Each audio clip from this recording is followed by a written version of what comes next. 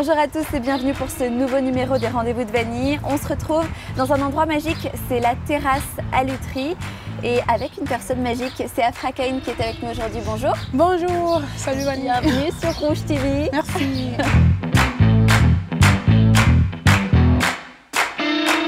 Alors Afra, on va parler un petit peu de ton actualité qui est hyper riche. Ça ne s'arrête pas pour toi en ce moment. Alors d'abord, on te présente un petit peu quand même. Tu es pianiste, Oui. tu es chanteuse, tu es compositrice. C'est déjà pas mal. Oui.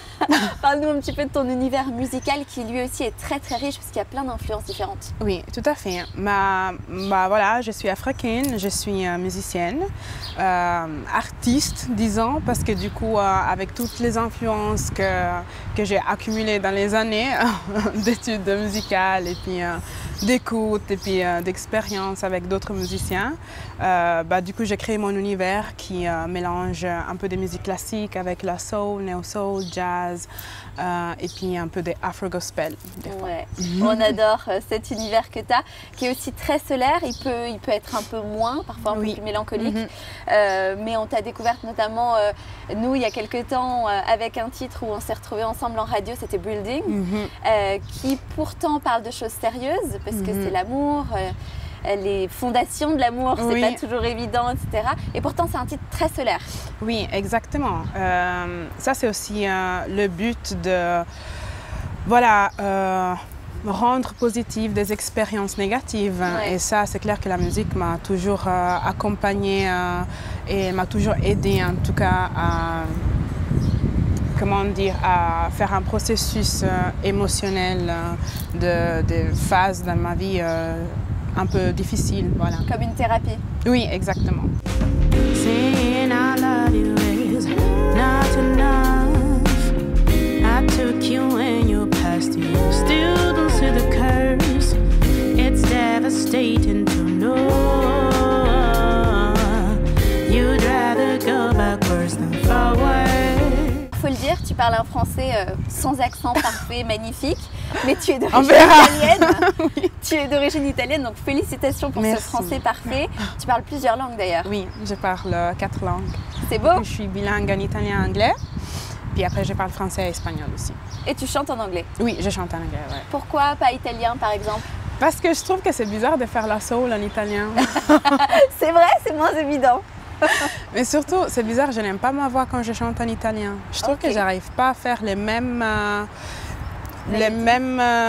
virtuosités à la voix, je sais pas.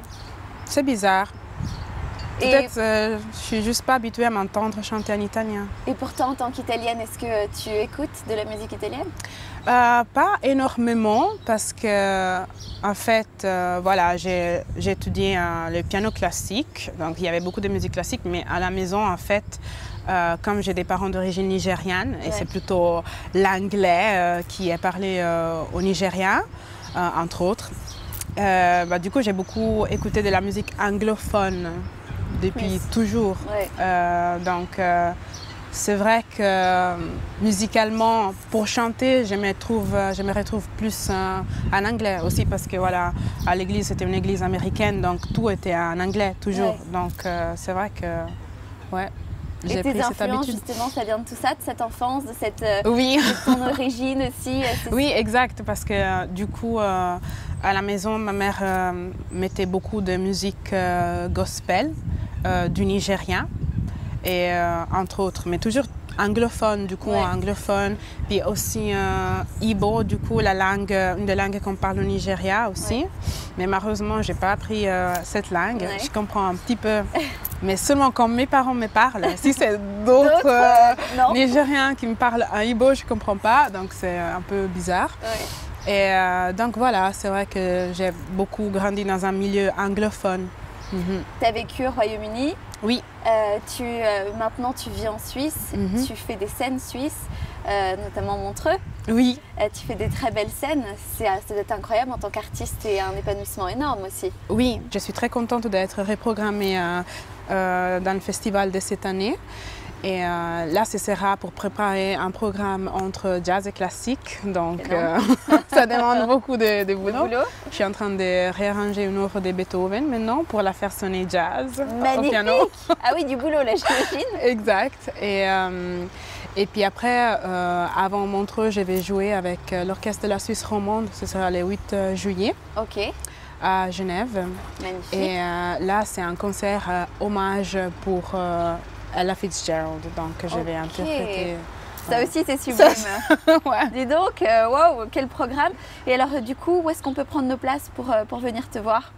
Dans le site de Montreux, ouais. Du coup. Et je crois que c'est bientôt sold out. Il y a une personne qui m'a dit qu'il y a 1 ou 2 billets qui restent. Ok, donc oui, donc c'est quasiment sold out. Mais par contre, les concerts à Genève, c'est gratuit. En même temps que tout ça, tu défends ton nouveau single, Start Again. Est-ce que tu peux nous raconter l'histoire de ce single? Alors, ce single me touche énormément parce que c'est une chanson que j'ai écrite pendant les premiers confinements l'année passée, du coup. La première phase du premier confinement, c'était très dur pour moi. J'étais dans une espèce de blocage artistique et aussi dans une espèce de neurosis. Ouais. Un manque d'inspiration. Oui, mais aussi j'étais dans un moment de panique parce qu'il y avait ces virus, on ne savait pas qu'est-ce qui allait se passer, j'étais loin de ma famille, donc c'était très compliqué aussi au niveau mental pour moi. Et puis après, je me suis lancée dans une deuxième phase à écrire plein de chansons. Et voilà, Start Again, c'est une de ces chansons que j'ai écrites un petit peu pour, disons, pour me pardonner. Parce qu'en fait, j'étais fâchée contre moi-même du fait d'avoir choisi la musique comme métier. Ah, c'est très bizarre, en fait. Tu t'en voulais? Exactement, parce que voilà, encore une fois, déjà c'était compliqué avant, maintenant ça va être encore plus compliqué. On est toujours les derniers, on nous rigole toujours sur les visages et puis on nous prend jamais en sérieux, dans le sens que la société en fait nous considère pas. Donc il y avait beaucoup de frustration. Et puis en fait, cette chanson c'est pour dire, bah voilà, maintenant je vais me réinventer. Et puis je vais foncer encore plus, je vais essayer de donner 2 fois plus de ce que j'étais déjà en train de donner. Et bien c'est bien, et c'est vrai, c'est positif comme façon de penser. Exact, donc c'est un peu un message de dire, bah voilà, on fait des erreurs, c'est pas grave, on est des êtres humains, il faut se pardonner, puis recommencer, se réinventer. Et ça c'est le cycle de la vie, ça c'est pour ça qu'on est ici en fait.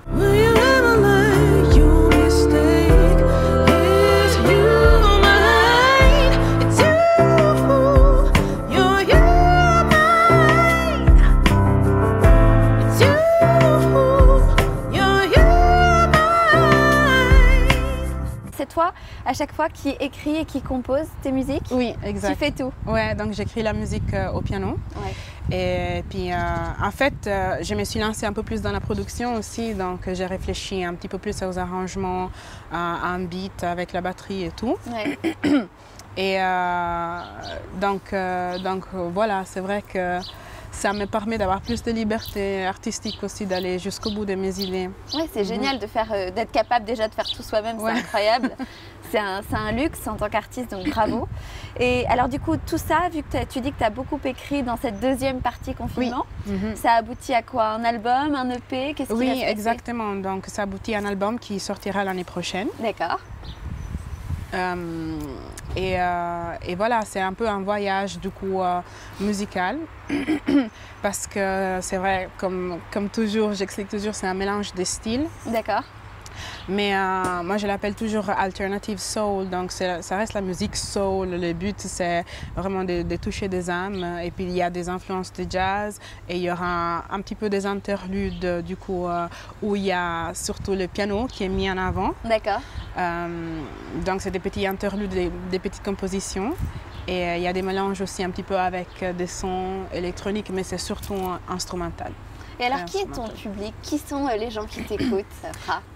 Les gens qui m'écoutent, je dirais ma musique, c'est pas pour tout le monde. Le but, c'est pas d'être mainstream pour moi, c'est vraiment de pouvoir toucher des âmes qui ont envie d'être touchées. Voilà. J'ai un message à porter et puis c'est des gens qui veulent utiliser la musique comme moyen de guérison aussi. Ouais. Donc, c'est pas toujours une question de se bourrer la gueule et puis de danser. Voilà, exact. C'est de réfléchir aux paroles et puis un public qui puisse se retrouver dans mes chansons. Via, du coup, que leurs expériences les amènent aussi à se retrouver dans les miennes, dans via la musique. Quand tu parles d'amour, quand tu parles de se pardonner soi-même, on peut tous se retrouver en t'écoutant. Oui.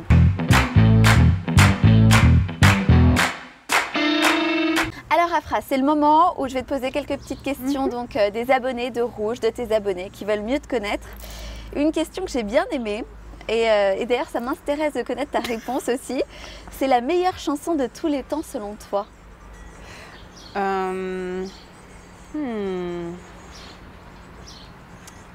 C'est très difficile à dire, mais comme ça, je vais dire If I Ain't Got You de Alicia Keys. Ta collaboration rêvée, Afra Kane? Ma collaboration a rêvé, je dis toujours avec Jacob Banks, ça serait trop cool. Tu rêves de faire ça? Et est-ce que tu as déjà réalisé un rêve en collaborant avec un artiste? Oui, du coup, l'automne passé, j'ai participé au Montreux Jazz Academy, que c'était une résidence dont la direction artistique s'était amenée par Snarky Puppy. Et du coup, mon rêve, c'était de jouer avec Snarky Puppy. Après, c'était pas exactement le même cadre parce qu'il n'y avait pas tous les musiciens de Snarky Puppy, mais c'était quand même mes chansons qui ont été réarrangées et tout. Et puis, fierté. Oui. Ton prochain single, Start Again, parle de toi. Alors, tu en as parlé un petit peu tout à l'heure. Oui, ça parle de moi. Ton meilleur souvenir sur scène? Waouh. Il y en a tellement. Ça c'est difficile. Il faut que je réfléchisse. Là où je me suis dit, waouh, ça c'est le meilleur concert de ma carrière, c'était l'année passée. On a joué au Théâtre de l'Or Bleu, à la Chaux-de-Fonds. Et on a eu un standing ovation. Oh wow, ouais, ça c'était vraiment puissant. Là, on Théâtre magnifique, une acoustique géniale. Donc là, oui, je sentais vraiment une forte connexion avec le public. Et là, on prend tout directement, quoi. Dans la face. Ouais. Non, mais j'avais les larmes. Ça m'a jamais arrivé d'avoir tout le monde qui se lève comme ça. Ouais, c'était puissant. Qu'est-ce qu'on peut te souhaiter pour la suite? Pour la suite, beaucoup de succès et puis voilà, que les choses puissent continuer de la meilleure façon dans ma carrière et voilà que c'est déjà pas mal, hein? Oui, de pouvoir sortir cet album dans la meilleure façon possible. Il y a 1000 façons de faire dans la musique, il y a chaque artiste qui fait les choses complètement différemment. Donc c'est juste de trouver le truc qui marche, quoi. Voilà. Il s'appellera comment cet album? Hypersensitive. On a hâte de le découvrir.